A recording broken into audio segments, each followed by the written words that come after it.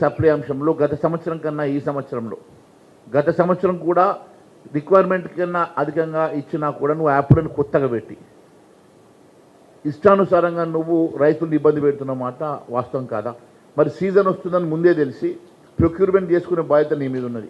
నీకు ప్రొక్యూర్మెంట్ చేత కాదు. అంతేకాదు పండించిన పంటను కూడా కొనుగోలు చేయడం చేత కాదు.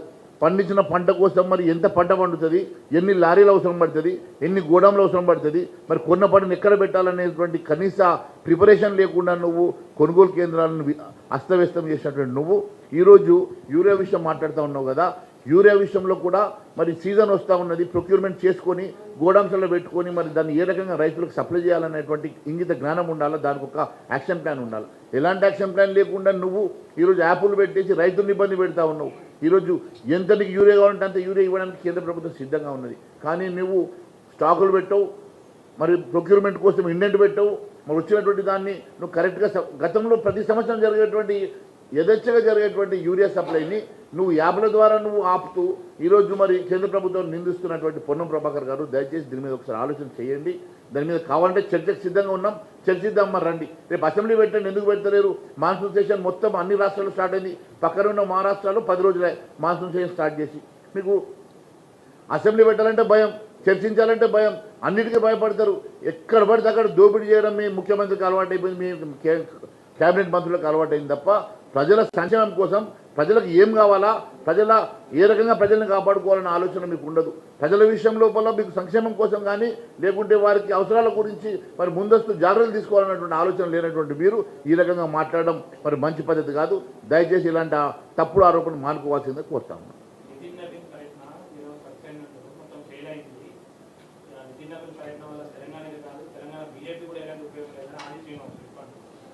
ఎవరైనా అచ్చా ఆది శ్రీనివాస్ అన్నాడా? ముందు వాళ్ళ మంత్రుల మధ్య సఖ్యత ఉన్నది అడగండి. ముందు వాళ్ళ మధ్యలో ఉన్నటువంటి పాపం ఒక ఆమె ఎవరు ఇన్ఛార్జ్ ఇచ్చిన ఆమె నువ్వు ఎంపీ కూడా కొట్టిందంట కదా, ఇక్కడికి వెళ్ళి అది ఇన్ఫర్మేషన్ ఇచ్చి.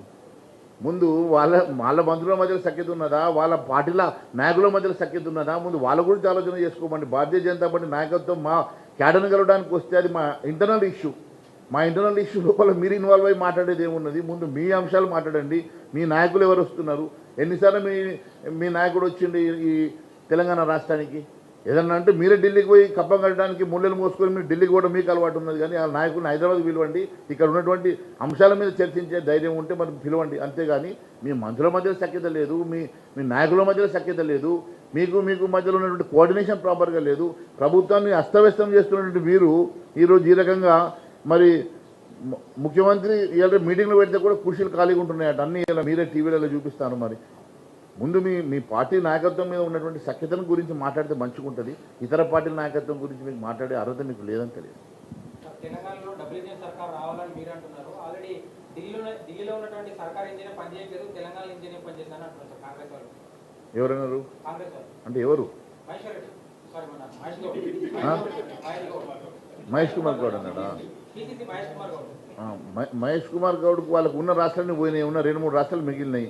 ఆయనతో ఒక 1-2 నెలలు ఆ రాష్ట్రాలు కూడా పోతాయి. ఇక వీళ్ళకు సింగిల్ ఇంజన్ కాదు కదా, ఏముండదు. వాళ్ళకి ఉన్న ఇంజన్లు ఊసిపోయినాయంటే ఇక ఏముండదు. వాళ్ళు వేరేళ్ళ గురించి మాట్లాడేంత వాళ్ళకి సీన్ లేదు. కాంగ్రెస్ పార్టీలో పాపం అదొకటి. ఇప్పుడు ఎన్నికలు పెడితే కూడా కర్ణాటక తమిళనాడులో ఈరోజు ఎన్నికలు, కర్ణాటకలో తెలంగాణలో ఈరోజు ఎన్నికలు పెడితే కూడా ఒక సీట్ గెలిచే పరిస్థితి వాళ్ళకి లేదు. ఈరోజు భారతీయ జనతా పార్టీ 12 సంవత్సరాలుగా భారతదేశాన్ని ఎంత అభివృద్ధి చేసిందో, ఎన్ని సంక్షేమ కార్యక్రమాలు చేసిందో మరి అసెంబ్లీలో మేము చర్చకు సిద్ధమంటున్నాం కదా. ధైర్యం ఉంటే పెట్టమని చెప్పండి. Thank you.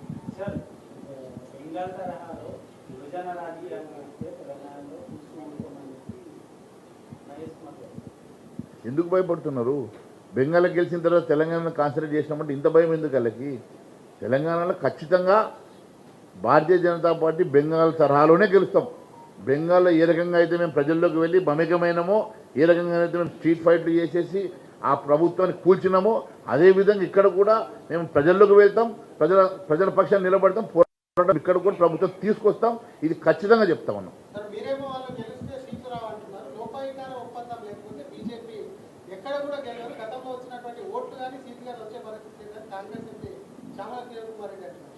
ఆయన ఎవరయ్యా? అచ్చా, ఏమన్నాడు? ఇప్పటికిప్పుడు మళ్ళీ ఎలక్షన్ వచ్చేటువంటి ఎలక్షన్లో గతంలో